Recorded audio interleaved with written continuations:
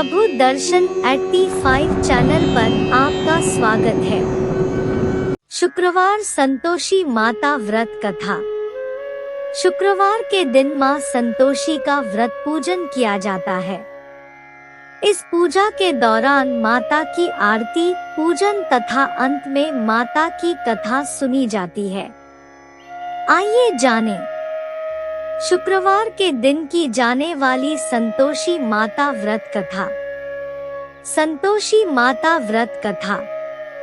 एक बुढ़िया थी, उसके 7 बेटे थे। 6 कमाने वाले थे जबकि एक निकम्मा था। बुढ़िया 6 बेटों की रसोई बनाती, भोजन कराती और उनसे जो कुछ जूठन बचती वह 7वें को दे देती। एक दिन वह पत्नी से बोला, देखो मेरी माँ को मुझ पर कितना प्रेम है। वह बोली, क्यों नहीं, सबका झूठा जो तुमको खिलाती है। वह बोला, ऐसा नहीं हो सकता है। मैं जब तक आंखों से न देख लूं मान नहीं सकता। बहू हंस कर बोली, देख लोगे तब तो मानोगे। कुछ दिन बाद त्योहार आया। घर में 7 प्रकार के भोजन और चूरमे के लड्डू बने। वह जांचने को सिर दुखने का बहाना कर पतला वस्त्र सिर पर ओढ़े रसोई घर में सो गया। वह कपड़े में से सब देखता रहा। 6 भाई भोजन करने आए। उसने देखा माँ ने उनके लिए सुंदर आसन बिछा नाना प्रकार की रसोई परोसी और आग्रह करके उन्हें जमाया। वह देखता रहा। 6 भोजन करके उठे तब माँ ने उनकी झूठी थालियों में से लड्डुओं के टुकड़े उठाकर एक लड्डू बनाया। जूठन साफ कर बुढ़िया माँ ने उसे पुकारा, बेटा 6 भाई भोजन कर गए, अब तू ही बाकी है, उठ तू कब खाएगा। वह कहने लगा, माँ मुझे भोजन नहीं करना, मैं अब परदेश जा रहा हूँ। माँ ने कहा, कल जाता हो तो आज चला जा। वह बोला, हाँ आज ही जा रहा हूँ। यह कहकर वह घर से निकल गया। 7वें बेटे का परदेश जाना। चलते समय पत्नी की याद आ गई। वह गौशाला में कंडे उपले थाप रही थी। वहां जाकर बोला, हम जावे परदेश आवेंगे कुछ काल। तुम रहियो संतोष से धर्म आपनो पाल।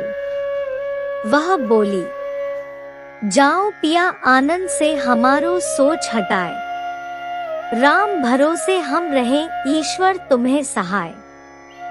2 निशानी आपन देख धरु में धीर। सुधी मति हमारी बिसारी और रखियो मन गंभीर। वह बोला, मेरे पास तो कुछ नहीं, यह अंगूठी है, सो ले और अपनी कुछ निशानी मुझे दे। वह बोली, मेरे पास क्या है, यह गोबर भरा हाथ है। यह कहकर उसकी पीठ पर गोबर के हाथ की थाप मार दी।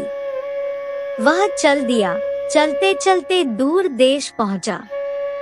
परदेश में नौकरी। वहां एक साहूकार की दुकान थी। वहां जाकर कहने लगा, भाई मुझे नौकरी पर रख लो।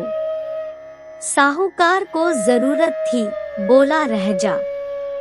लड़के ने पूछा, तनख्वाह क्या दोगे। साहूकार ने कहा, काम देख कर दाम मिलेंगे। साहूकार की नौकरी मिली।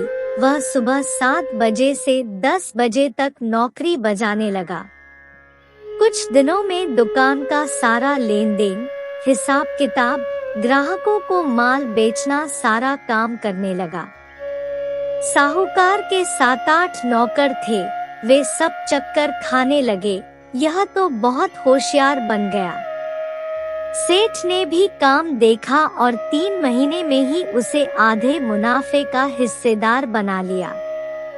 वह कुछ वर्ष में ही नामी सेठ बन गया और मालिक सारा कारोबार उस पर छोड़कर चला गया। पति की अनुपस्थिति में सास का अत्याचार। इधर उसकी पत्नी को सास ससुर दुख देने लगे। सारी गृहस्थी का काम करा के उसे लकड़ी लेने जंगल में भेजते। इस बीच घर के आटे से जो भूसी निकलती उसकी रोटी बनाकर रख दी जाती और फूटे नारियल की नारेली में पानी। एक दिन वह लकड़ी लेने जा रही थी। रास्ते में बहुत सी स्त्रियां संतोषी माता का व्रत करती दिखाई दी। संतोषी माता का व्रत। वह वहां खड़ी होकर कथा सुनने लगी और पूछा, बहनों तुम किस देवता का व्रत करती हो और उसके करने से क्या फल मिलता है? यदि तुम इस व्रत का विधान मुझे समझा कर कहोगे तो मैं तुम्हारा बड़ा एहसान मानूंगी। तब उनमें से एक स्त्री बोली, सुनो, यह संतोषी माता का व्रत है। इसके करने से निर्धनता, दरिद्रता का नाश होता है और जो कुछ मन में कामना हो सब संतोषी माता की कृपा से पूरी होती है। तब उसने उससे व्रत की विधि पूछी। संतोषी माता व्रत विधि। वह भक्तिनी स्त्री बोली, 1.25 आने का गुड़ चना लेना, इच्छा हो तो 5.25 आने का लेना या 1.25 रुपए का भी सहूलियत के अनुसार लाना।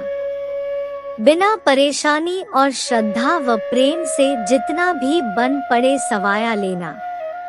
प्रत्येक शुक्रवार को निराहार रहकर कथा सुनना, इसके बीच क्रम टूटे नहीं, लगातार नियम पालन करना। सुनने वाला कोई न मिले तो घी का दीपक जला उसके आगे या जल के पात्र को सामने रखकर कथा कहना। जब कार्य सिद्ध न हो नियम का पालन करना और कार्य सिद्ध हो जाने पर व्रत का उद्यापन करना। 3 मास में माता फल पूरा करती है। यदि किसी के ग्रह खोटे भी हो तो भी माता वर्ष भर में कार्य सिद्ध करती है। फल सिद्ध होने पर उद्यापन करना चाहिए, बीच में नहीं। उद्यापन में 2.5 सेर आटे का खाजा तथा इसी परिमाण से खीर तथा चने का साग करना।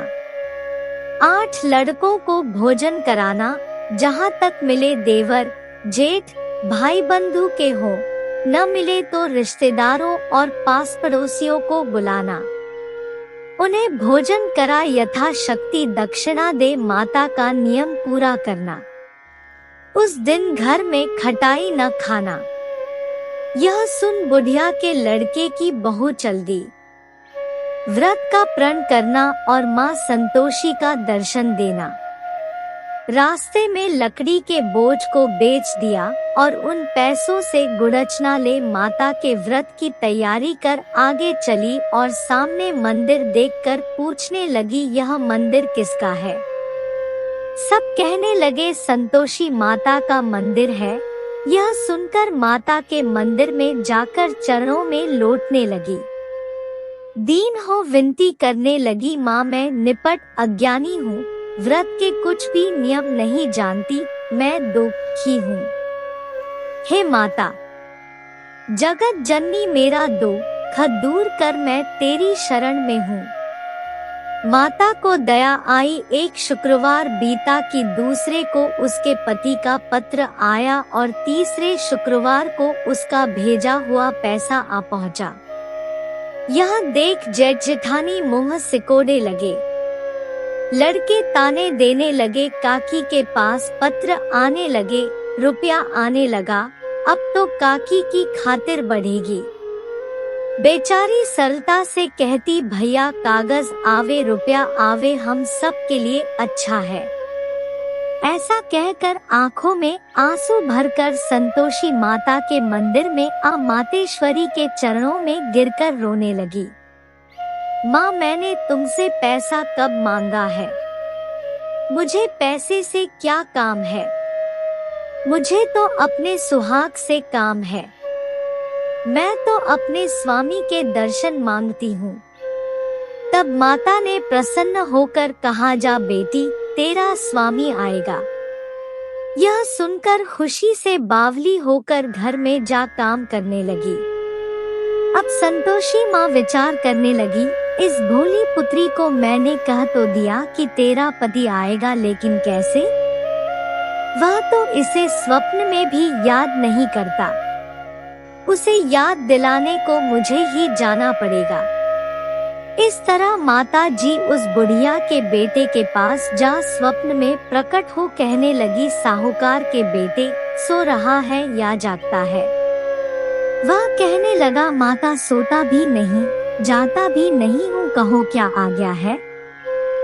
माँ कहने लगी, तेरे घर बार कुछ है कि नहीं? वह बोला, मेरे पास सब कुछ है, माँ बाप है, बहू है, क्या कमी है? माँ बोली, भोले पुत्र, तेरी बहू घोर कष्ट उठा रही है, तेरे माँ बाप उसे परेशानी दे रहे हैं, वह तेरे लिए तरस रही है, तू उसकी सुध ले। वह बोला, हाँ माता जी यह तो मालूम है, परंतु जाऊं तो कैसे? परेश की बात है, लेन देन का कोई हिसाब नहीं, कोई जाने का रास्ता नहीं आता, कैसे चला जाऊं? माँ कहने लगी, मेरी बात मान, सवेरे नहा धोकर संतोषी माता का नाम ले, घी का दीपक जला दंडवत कर दुकान पर जा बैठ। देखते देखते सारा लेन देन चुक जाएगा, जमा का माल बिक जाएगा, सांझ होते होते धन का भारी ढेर लग जाएगा। अब बूढ़े की बात मानकर वह नहा धोकर संतोषी माता को दंडवत घी का दीपक जला दुकान पर जा बैठा। थोड़ी देर में देने वाले रुपया लाने लगे, लेने वाले हिसाब लेने लगे। कोठे में भरे सामान के खरीदार नकद दाम दे सौदा करने लगे। शाम तक धन का भारी ढेर लग गया। मन में माता का नाम ले चमत्कार देख प्रसन्न हो घर ले जाने के वास्ते गहना कपड़ा सामान खरीदने लगा। यहाँ काम से निपट तुरंत घर को रवाना हुआ। उधर उसकी पत्नी जंगल में लकड़ी लेने जाती है। लौटते वक्त माताजी के मंदिर में विश्राम करती। वह तो उसके प्रतिदिन रुकने का जो स्थान ठहरा, धूल उड़ती देख वह माता से पूछती है, हे माता, यह धूल कैसे उड़ रही है? माता कहती है, हे पुत्री, तेरा पति आ रहा है। अब तू ऐसा कर, लकड़ियों के 3 बोझ बना ले, एक नदी के किनारे रख और दूसरा मेरे मंदिर पर व तीसरा अपने सिर पर। तेरे पति को लकड़ियों का गट्ठर देख मोह पैदा होगा, वह यहाँ रुकेगा, नाश्ता पानी खाकर माँ से मिलने जाएगा, तब तू लकड़ियों का बोझ उठाकर जाना और चौक में गट्ठर डालकर जोर से आवाज लगाना, लो सासू जी, लकड़ियों का गट्ठर लो, भूसी की रोटी दो, नारियल के खेपड़े में पानी दो, आज मेहमान कौन आया है? माताजी से बहुत अच्छा कहकर वह प्रसन्न मन से लकड़ियों के 3 गट्ठर बनाई, एक नदी के किनारे पर और एक माताजी के मंदिर पर रखा। इतने में मुसाफिर आ पहुंचा। सूखी लकड़ी देख उसकी इच्छा उत्पन्न हुई कि हम यहीं पर विश्राम करें और भोजन बनाकर खा पी कर गांव जाएं। इसी तरह रुककर भोजन बना, विश्राम करके गांव को गया। सबसे प्रेम से मिला। उसी समय सिर पर लकड़ी का गट्ठर लिए वह उतावली सी आती है। लकड़ियों का भारी बोझ आंगन में डालकर जोर से 3 आवाज देती है, लो सासू जी, लकड़ियों का गट्ठर लो, भूसी की रोटी दो, आज मेहमान कौन आया है? यह सुनकर उसकी सास बाहर आकर अपने दिए हुए कष्टों को भुलाने हेतु कहती है, बहू ऐसा क्यों कहती है? तेरा मालिक ही तो आया है। आप बैठ, मीठा भात खा, भोजन कर, कपड़े गहने पहन। उसकी आवाज सुन उसका पति बाहर आता है। अंगूठी देख व्याकुल हो जाता है। माँ से पूछता है, माँ यह कौन है? माँ बोली, बेटा यह तेरी बहू है। जब से तू गया है तब से सारे गांव में भटकती फिरती है, घर का कामकाज कुछ करती नहीं, 4 पहर आकर खा जाती है। वह बोला, ठीक है माँ, मैंने इसे भी देखा और तुम्हें भी। अब दूसरे घर की ताली दो, उसमें रहूंगा। माँ बोली, ठीक है, जैसी तेरी मर्जी। तब वह दूसरे मकान की तीसरी मंजिल का कमरा खोल सारा सामान जमाया। एक दिन में राजा के महल जैसा ठाट बाट बन गया। अब क्या था, बहुत सुख भोगने लगी। इतने में शुक्रवार आया। शुक्रवार व्रत के उद्यापन में हुई भूल, किया खटाई का इस्तेमाल। उसने पति से कहा, मुझे संतोषी माता के व्रत का उद्यापन करना है। पति बोला, खुशी से कर लो। वह उद्यापन की तैयारी करने लगी। जेठानी के लड़कों को भोजन के लिए कहने गई। उन्होंने मंजूर किया, परंतु पीछे से जेठानी ने अपने बच्चों को सिखाया, देखो, भोजन के समय खटाई मांगना, जिससे उसका उद्यापन पूरा न हो। लड़के जीमने आए, खीर खाना पेट भर खाया, परंतु बाद में खाते ही कहने लगे, हमें खटाई दो, खीर खाना हमको नहीं भाता, देखकर अरुचि होती है। वह कहने लगी, भाई खटाई किसी को नहीं दी जाएगी, यह तो संतोषी माता का प्रसाद है। लड़के उठ खड़े हुए, बोले, पैसा लाओ। भोली बहू कुछ जानती नहीं थी, उन्हें पैसे दे दिए। लड़के उसी समय हट करके इमली खटाई ले खाने लगे।